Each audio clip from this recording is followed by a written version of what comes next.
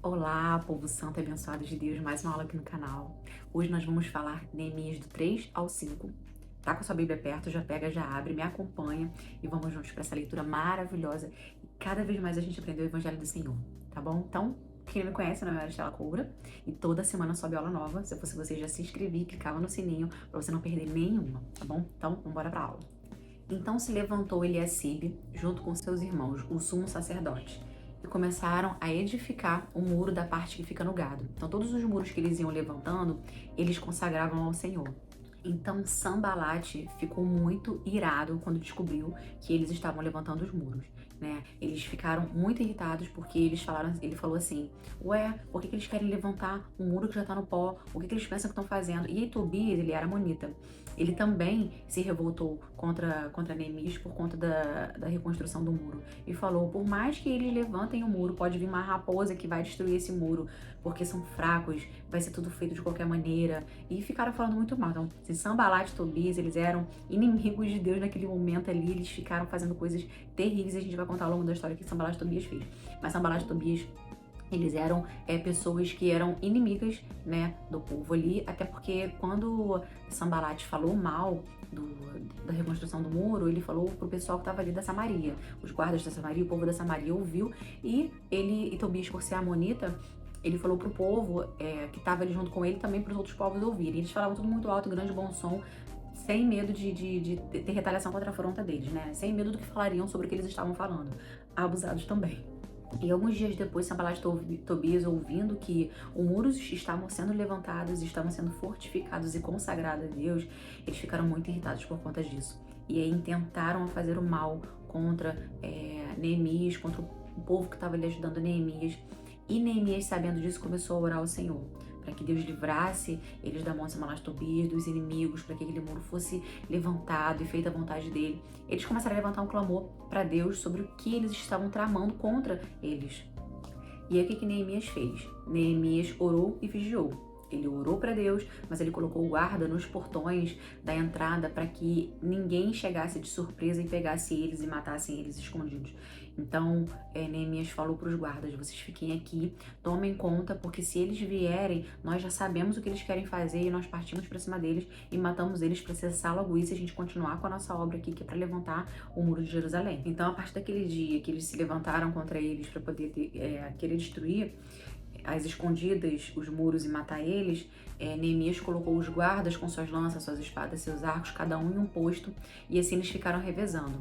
E aí, no dia seguinte, no meio período daquele dia, eles voltaram à obra. Então, uma parte dos homens ficaram trabalhando na obra, com as suas lanças do lado, e uma outra parte ficou como guarda, e eles ficavam revezando ali entre eles para poder a obra de Deus não parar, que é o levantamento, a reconstrução do muro de Jerusalém. Não podia parar, eles estavam incessantemente todos os dias trabalhando nisso, de dia e de noite, Deus fortificando, Deus ajudando, Deus dando direcionamento, Deus livrando, Deus abençoando.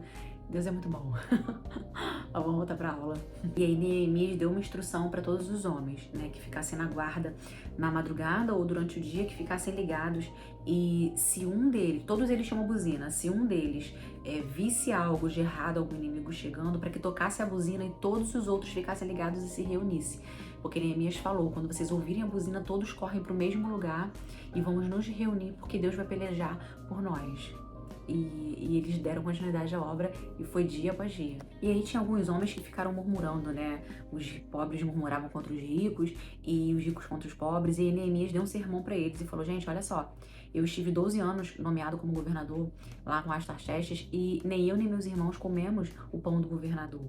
E outros governadores antes disso faziam coisas terríveis, roubavam, comiam manjares, e eu não fiz isso por conta de não pecar contra o Senhor, meu Deus. Então ele ficou fiel, mesmo estando no meio de um povo que adorava outros deuses, ele nunca se esqueceu de Deus e sempre buscou ler os mandamentos de Deus e se só ajoelhar e só adorar ao nosso Deus. Então ele deixou claro o seguinte: gente, olha só, quem é rico, quem é pobre, cada um no seu quadrado, cada um com a sua herança, cada um com a sua busca, cada um com o seu trabalho. Vocês têm que se preocupar com o que tem que fazer para Deus, que é levantar esses muros, que é trabalhar na obra do Senhor, que é ficarmos juntos unidos em unidade, a gente vencer e acabar logo de levantar e construir Jerusalém. Não fica murmurando quem tem mais, quem tem menos, quem não tem. Gente, para, somos um único povo.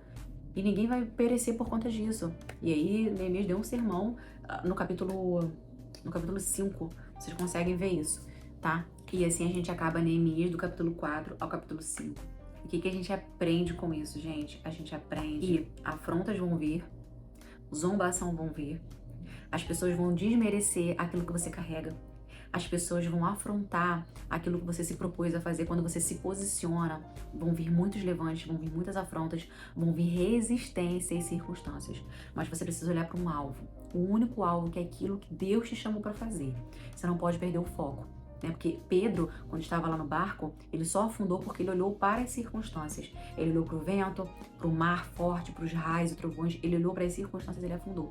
Mas enquanto ele olhava para o alvo, que era Jesus, ele não afundou. Então, gente, assim é a nossa vida. Jesus nos ensina nesse capítulo bíblico que a gente, se olhar para as circunstâncias, a gente vai cair, a gente não vai ter força, nós somos humanos. A gente tem que continuar olhando para o alvo, que é Jesus. Se ele falou para você, vai e faça isso, vai e faça isso. Ah, Senhor, mas não tenho recurso. Se ele falou para você, ele vai mandar o recurso. Ah, Senhor, mas eu não tenho força. Se ele te chamou, é porque ele te capacita. Ah, Senhor, mas eu vivo doente. Se ele te chamou, ele vai te curar. Se ele te chamou para fazer a obra dele, ele vai prover todas as coisas. Então, quando Neemias chegou lá e começou a levantar os muros, Sanbalat e Tobias se levantaram como um furacão para ir contra eles. Mas ele continuou orando e pedindo ao Senhor e instruindo o povo, porque é orar e vigiar. Você instrui o que você precisa fazer e as pessoas que estão ao seu redor, mas você continua orando. Mas você precisa botar a mão, você precisa avançar, você precisa fazer. Deus pode fazer a parte dele, mas a sua é você que faz. Na verdade, Deus pode fazer todas as coisas, a sua parte é a parte dele. Mas se ele te chama para fazer aquilo, é porque ele quer te incluir naquilo maravilhoso que ele tem para fazer, tanto em algum lugar, para alguém e para você, tá bom? Porque não tem nada mais gratificante, gente, do que ver um sorriso no rosto de uma pessoa que a gente ajuda com amor. É muito mais dar do que receber, é muito melhor, né? Dar do que receber. Porque quando você dá com amor, o reino não deve nada a ninguém. O Senhor tá vendo tudo que você anda fazendo, tanto coisas boas quanto coisas ruins. Como diz na palavra do Senhor, que no dia do grande juízo final, até os nossos pensamentos serão julgados. As nossas atitudes, né, os nossos pensamentos, o que a gente fala, o que a gente recebe de intimidação, tudo isso será julgado. Então que você possa ser um canal de bênção na vida de outra pessoa através de Deus. E não receba afronta, não receba intimidação, porque quando você está focado naquilo que você tem que fazer e alguém lança uma palavra que te abala, Satanás fez o que ele queria e conseguiu o que ele queria. Ele vai jogar dardos inflamados. Satanás não tem autoridade para tocar na sua vida, mas ele joga dardos inflamados, ele joga setas, ele vai jogando. E aí você tem que ser o escudo. Pega o escudo de Deus e você se protege daquilo que vem do mundo, que vem das pessoas, que vem das coisas, das circunstâncias. Foca no alvo. Sempre tenha na sua mente: estou fazendo uma grande obra de modo que eu não posso descer, para não se distrair. Porque o que você está fazendo é muito mais importante do que as circunstâncias, gente. A gente precisa controlar o nosso emocional, o nosso mental. A gente precisa nos equilibrar emocionalmente e não pensar nas circunstâncias. Se você tem uma palavra, você tem tudo. Tá bom? Então, que Deus abençoe a sua vida grandemente. Fica aqui e até a próxima aula. Tchau, tchau.